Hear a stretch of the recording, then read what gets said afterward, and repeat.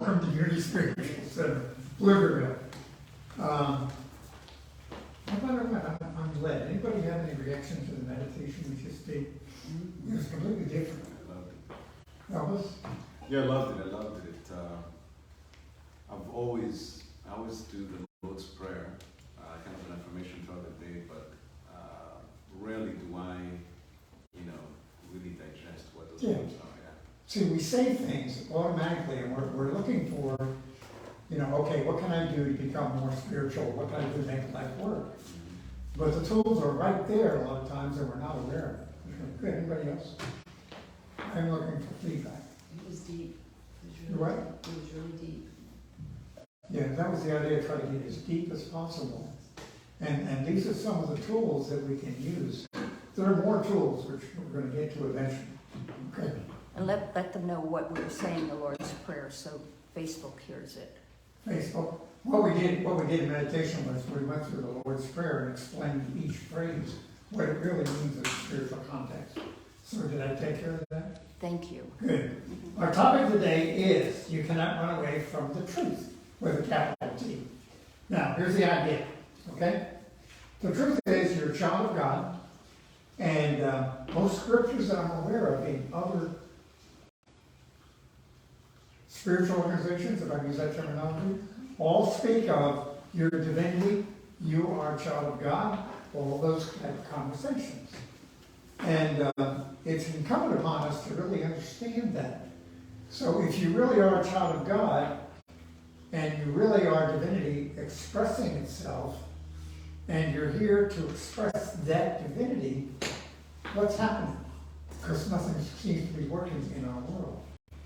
Now, and the truth is, we've been trying to put things together. Everybody wants world peace, agree? Everybody wants world, and not only just world peace, peace for me, so that I have enough and I get what I need in life, and I'm loved and appreciated, and people listen to me because I have something to say, and you let me say it, and you even agree with me. You don't have to agree with me to listen to me. So we're all looking for attention, and we're all looking for someone to make a difference. We're all looking for an idea. We're all looking for a savior, somebody to come in and correct my problems, somebody to take over and do things for me and tell me what to do. Okay, and has it worked? Folks, we've been at this for 2, 3, 4, 5,000 years. And we're in the same condition, even worse now, because we do things faster, quicker, and more communication. And we got nuclear bombs now, so we can really bomb the heck out of everybody. And if you don't like me, here it is, here it comes, back! Okay? So there's all this anger and upset. And everybody is fighting for their part of the pie. So the truth is, if I'm really a child of God, that isn't part of my experience. Because how can God have created anything that's imperfect and upsetting? So the idea here is that I can't run away from the truth of who I am. And if I really look at who I am, and I accept that I am possibly the idea of divinity, then my next correlation has to be, who's creating the world I'm in? Who is saying the way things should be? Who determines the way things should be? Who makes up the rules? Who runs things? Okay? And if I don't like who's running things, my job is to fight the ones that are running things. So there's constant turmoil. And the turmoil is created by human beings interacting with human beings, correct? And we have a tendency to escalate things. So if I can get 2 or 3 people to agree with me, then I can stand up in a meeting and scream and holler. Or if I can get a state to agree with me, then we can change the politics of the state. And if I can get a nation to agree with me, we can bomb the heck out of everybody else. So the truth is, who is creating that? It's the same people that are in whatever organization it is. Because nothing happens unless human beings do things, correct? It isn't automatic out there. There isn't an energy out there that does this. All there is human beings that are influencing other human beings to do things in life.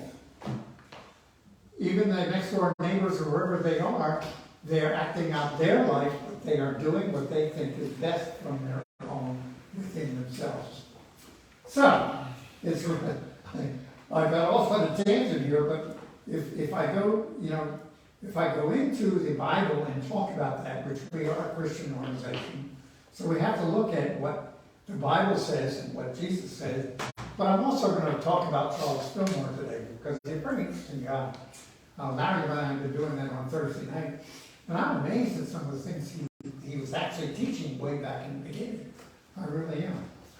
And in looking at it, first thing is you cannot run away from the truth, or you cannot run away from who you are. Okay, and the Bible says you are the light of the world. Jesus says that in Matthew. The Bible says in Genesis that you were created in the image and after likeness of God.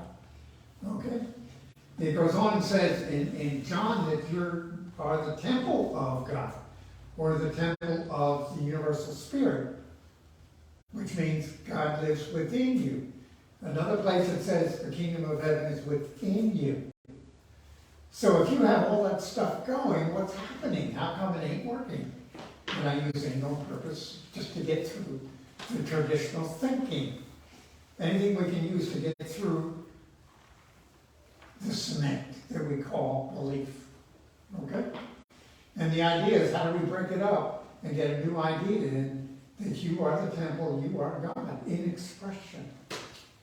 And if you are, then you are creator. Anybody agree God is creator?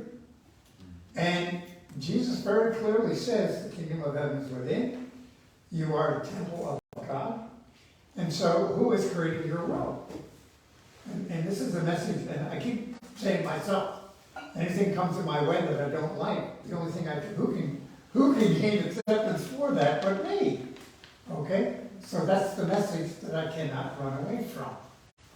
Because the kingdom of heaven is within. So, I'm going to go to Charles Fillmore. And this is Talks on Truth again. I'm still working on glasses. I got new glasses, by the way, so I can see better.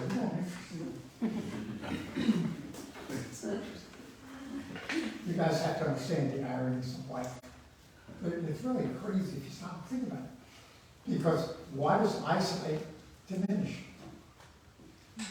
Might be because we live in an energy that says once you get a little bit older, you start being unable to. Okay? So, where did I go here? Here it is. And here's the idea. Who is the leader? Who is telling us what to do?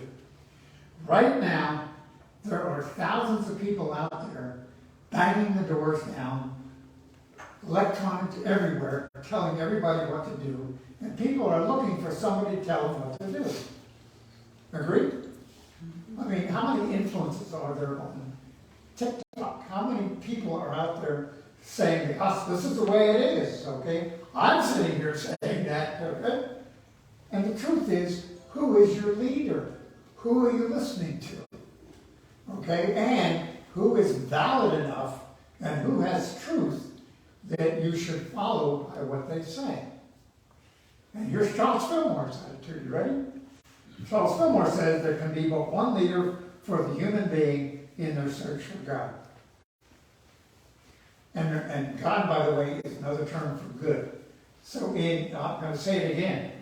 There can be but one leader for the human being in their search for good, or their spirit within them. One leader. Everybody got it? So it's easy. It's simple. This is the truth that we can't run away from. Because anything I do, I'm looking for answers, and how do the answers, how did that work for me? The question I ask God is, well, how's that working for you? And then it goes on, and it says, whatever Jesus of Nazareth did, anybody agree he did a lot? What did he do? He raised the dead. He created food automatically, led those and fishes. What else did he do? Healed, yes. He what? He healed the lame and the blind. He healed the lame and the blind. He did a lot. He learned how to use spiritual energy to shift things back to the paradise idea. Okay? Now, Whatever Jesus done or did is a likewise privilege of every human being to do. This is what Charles believed. Now, if I am, Charles, if you are, if we are children of God, do we have the same power? Logically. I'm not saying we believe it, but I'm saying logically. Okay? So I can't run away from that truth if once I really look at it logically and understand who I am. So the question becomes, who are you? Who's your leader? Who are we listening to? Okay, are we listening to our next door neighbor? I worked with a guy for a while, really did very, very well, but then he had problems because he was overextending himself. But one of his famous quotes is, I have to compete with your neighbors and friends who control your mind. Anybody agree? We adhere to the rules and regulations of the culture we live in. Elvis and I were talking about that idea earlier. Okay? Any culture you go into, everybody's different. Anybody agree? Some people in the culture will, no matter what, they'll just show up in the front door and say hello instead of calling first. Okay? And in our culture, they don't do that. Okay? What are some other things that our culture do? Anybody agree you stop at red lights? Not everybody does. Not everybody. See, we're conditioned by the environment around us, so the leader is our friends and neighbors, especially family, yes? So we are very quietly conditioned to live a certain way and believe a certain thing. So the question is, who is your leader? Who are we listening to? Then he goes on and says, it is not done becoming a leader or listening to the leader within is not done in a moment, but little by little, the human is built from within to without. A new creature in consciousness and in body. So this is the thing that I keep looking at, because I keep thinking, well, Father, why does it take so long? Little by little, because it's taking over and changing the consciousness of who we are. A lot of us in childhood have been conditioned that you can only spend a certain amount of money. Okay, so lack. Or if we grow up in a family where everybody's unhealthy, everybody's familiar with that. And so all these things occur from friends and neighbors, family, and the people around us. But who's our leader? Who's telling us what to believe? So the question becomes, I can't run away from the truth of who I am. I am the expression of God. And if I am, who is my leader? Okay. And then where do I go from there? Now, I keep reading this. You see, oh, I have everything. I have lots of yellow stuff. I'm going to read this. Many have caught the sight of the fact that the true church of Christ, the church of Christ, okay, is a state of consciousness in human beings. But few have gone so far in the realization as to know the very body of each person and woman is a temple in which Christ holds services. So there is no church. The church is you. You are the Christ, or the energy of the universe is who we are. So I keep working on convincing me and convincing you that you are the Christ, and that there's nothing to do but wake up one morning and realize who I really am. Okay? Tom. But not everybody believes that. I know. So how do you solve that? You don't. All you can do is model it, which is ultimately here. In other words, it's not my job to convince you that who you are. Now, in the context that I'm sharing with you now, it is. Yeah, I mean, that's your job. That's your job. And I'm assuming there's an assumption here that if you're sitting in this room, you are somebody looking for an answer in a spiritual way. Correct. What happens if you don't accept that answer in a spiritual way? It's not my job. Okay. Okay? In other words, we feel that we are obligated to help somebody. But how, Tommy, I don't know what your path is. I don't know what your journey is. And if you choose not to listen to us, that's fine. I have to honor who you are as a child of God. Now, the key to it is seeing you as holy and as complete, rather than, anybody familiar with criticizing, condemning, and complaining? So all I do is rip somebody apart and diminish their energy by that conversation. So we're right back to seeing only good, which is our job. Anybody have anything else? No, that's enough for today. This really has been striking me this week. Okay? And this simple phrase that Charles had, do you understand the power behind this? Whatever Jesus of Nazareth did is in like ways the privilege of every human being to do. Because Jesus was a model. He was here saying, look at these things, and here, what I have done, you can do also. Very clearly in John 17. So what do you believe? And who is telling you other than that? And so we have it's an insidious conversation around us all the time.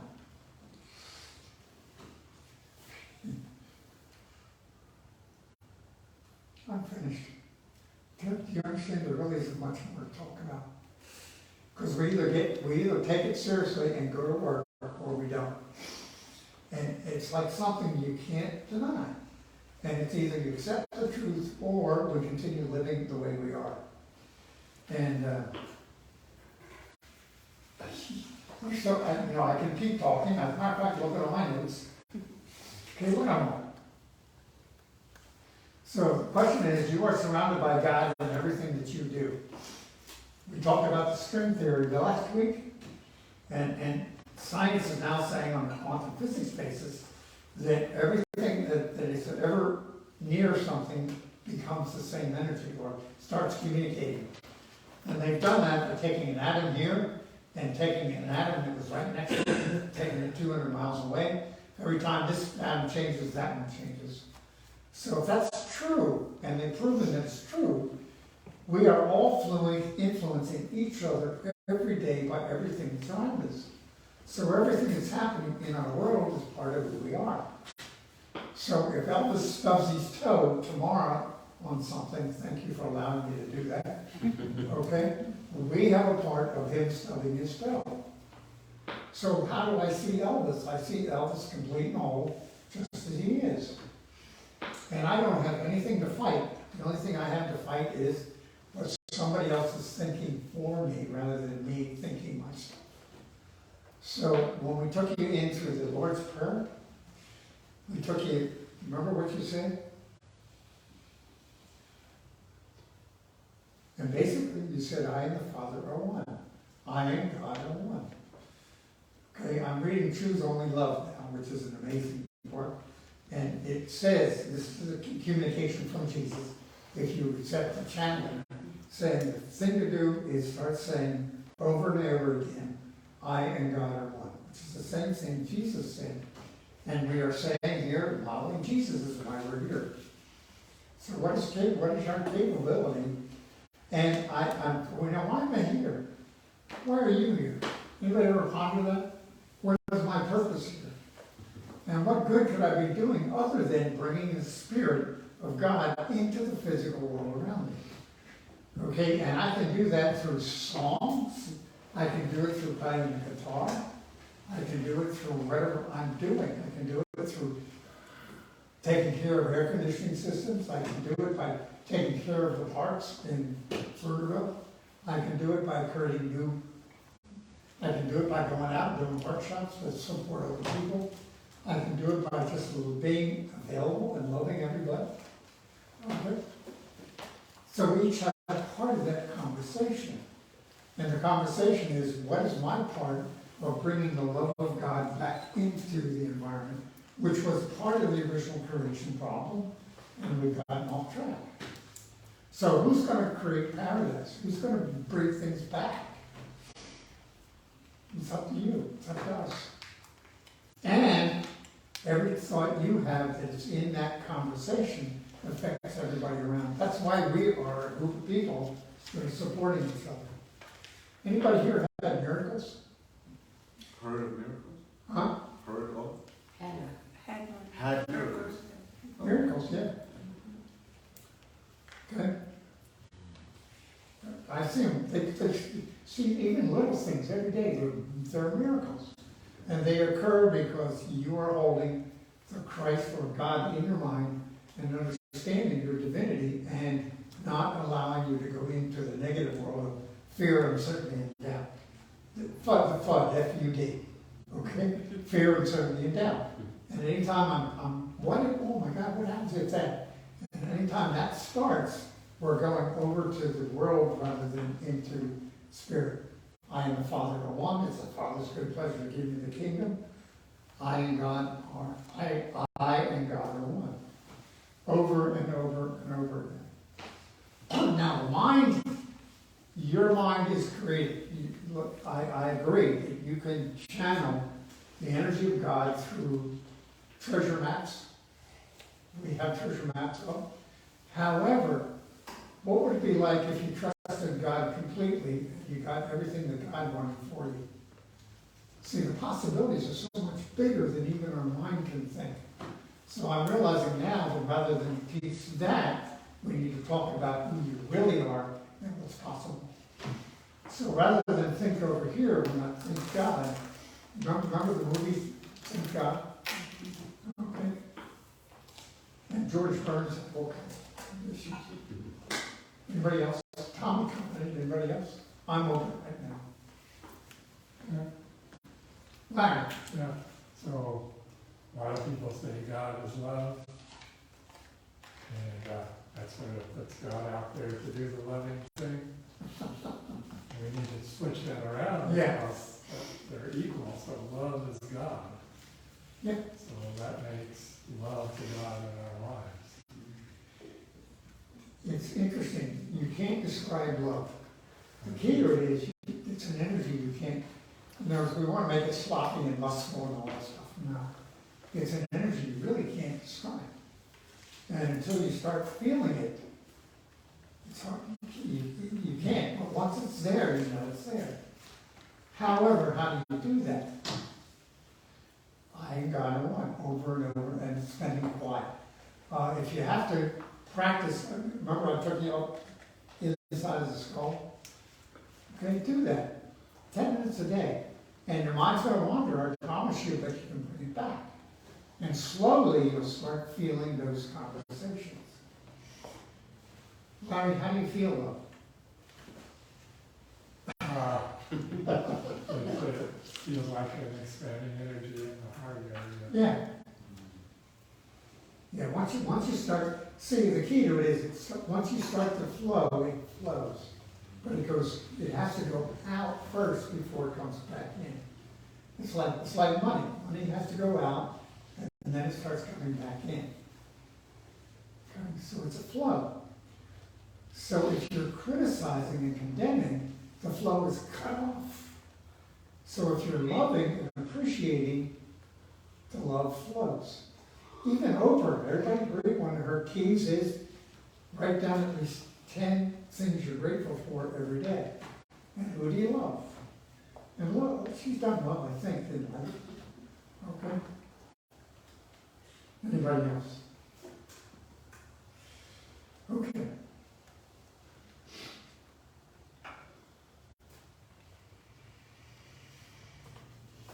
Do you feel the energy right now?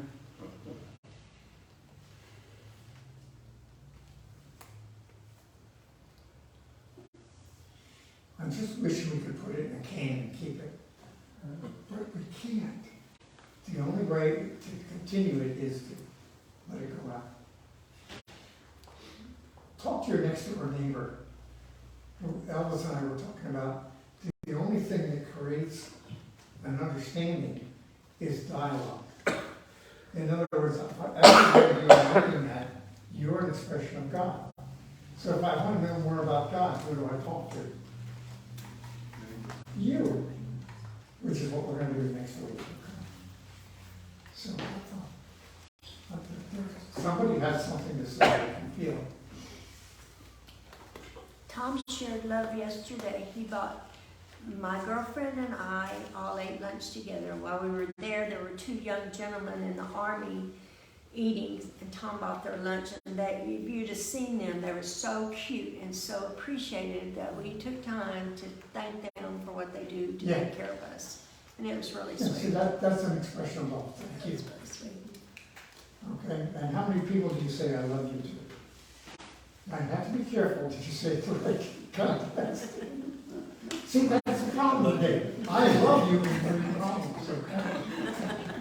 I always tell my girlfriends and stuff that before I hang up, I always tell them I love them. Yeah. I always tell them, all my, and let alone my family, but I always tell them that. And I do. Jane, But love also comes in different forms besides saying, I love you. It's doing for people, listening, being there, being Being. quiet, being present. and see, you're the epitome of that, Jane, you are. And how many people have you helped cross over in the last 6 months? I, And you were there when they made their transition, that's love. Okay, so the question is, what is your expression of love? Madeline and I used to do a class, maybe we'll get back into it again, but how do you show love between a couple? I happen to want to be told, okay, Madeline needs gifts. So I can talk to her all I want to, but I have to show up with gifts.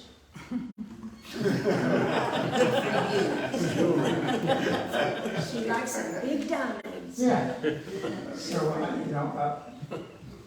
there was a time when we didn't have a lot of money to do that, but I stopped and bought her a rose every week, right? And it cost me $2. $2 times how many? and that This was was a big while money. ago. I don't know, you see, it's really just an expression. It's an expression of who you are. And what is your gift, and are you sharing your gift? It's like I'm not good at certain things. In fact, I'm pretty good. I need somebody to follow after me and pick up the details. You see the details? Because I can make a mess in a hurry. Somebody has to clean up after me. Do you understand? We all have gifts, and our expression of those gifts is what we're doing. Now, I also firmly believe that nobody's a guru. No one has the answer for you. The only one that has the answers for you is you. And that's cultivating the kingdom within. And we do need each other. We need people to tell us, I love you. Frankly, I want to tell all of you, I love you, I do. I think every time I'm around you, I'm going to tell you I love you. And that might get tiresome, but I'm not going to stop. Okay? So I love you, and I love you, and I love you. Just the way you are right now today. Thank you. Thank you.